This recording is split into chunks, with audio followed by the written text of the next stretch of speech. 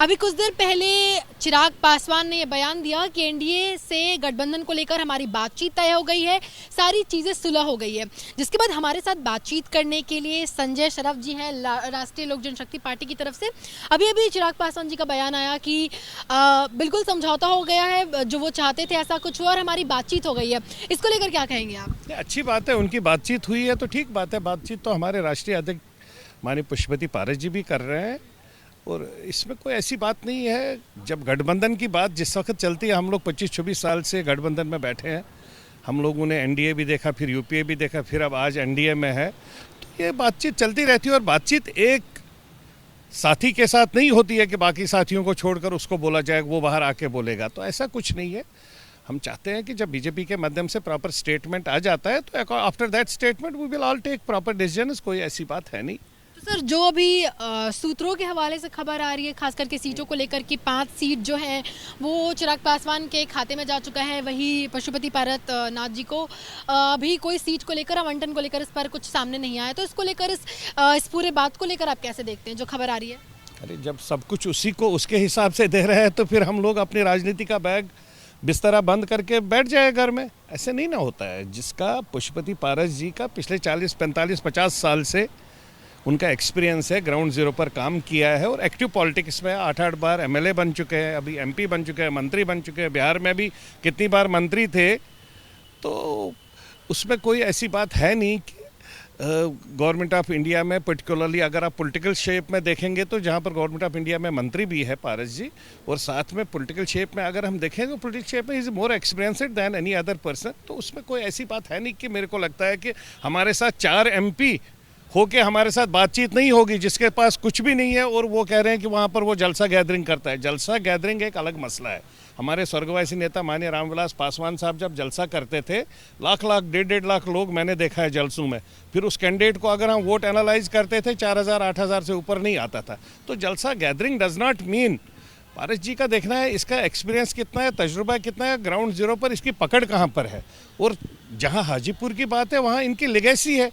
पासवान साहब तब पूरे देश में घूमते थे जब पूरे बिहार की लेगेसी पारस जी संभालते थे।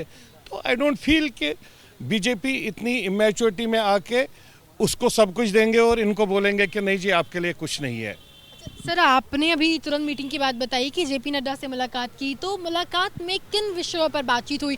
क्या सीट को लेकर ही बातचीत चल रही है और क्या कुछ निकल कर सामने आया? कब बात हो गई जेपी नड्डा जी? सर, आपने अभी बताया कि मीटिंग कर रहे हैं, बातचीत कर रहे हैं। नहीं, वो मंडल जी आ रहे हैं। वो उनकी तरफ on behalf of BJP party आ रहे हैं, उनके साथ बातचीत चल रही है। कल भी आए थे, आज भी आए थे। तो देखो अब क्या बनता है आगे। उनके साथ बातचीत चल रही है on behalf of the party. मेरे को लगता है कि सभी घटक दल अपनी अपनी बात रखेंगे, उसके बाद जब फाइनल होगा एक जॉइंट प्रेस कॉन्फ्रेंस होगी, उसमें क्लियर हो जाएगा बिहार। चिराग पासवान ने कुछ देर पहले ये बयान दिया था कि मेरे पास उनके कोटे यानी कि पशुपति पारस नाथ जी को लेकर कहा था कि कोई सीट नहीं और मुझे तो ये तक नहीं पता कि वो गठबंधन का हिस्सा भी है या नहीं। इस पर क्या कुछ कहेंगे? गठबंधन का हिस्सा माननीय पशुपति पारस जी है, इसीलिए ये यूनियन मिनिस्टर भी है और हमारे 4 एमपी नंबर 1 वहाँ है। दूसरी बात, आज भी चिराग बाबू पारस जी के टीम का हिस्सा है।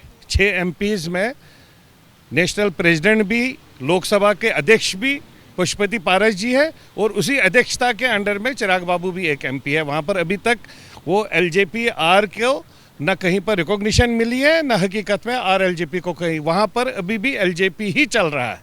तो इसलिए वो क्या बोलता है वो उनकी बचपना है, बच्चा है, बचपना वाली बात करता रहता है। तो आखिरी सवाल लूंगी, जो खबरें सूत्रों से जिसके बारे में मैंने जिक्र किया, क्या ये सब केवल महज अभी अफवाह है? इसको लेकर के अभी आप लोगों की तरफ से कोई कुछ कहना नहीं है?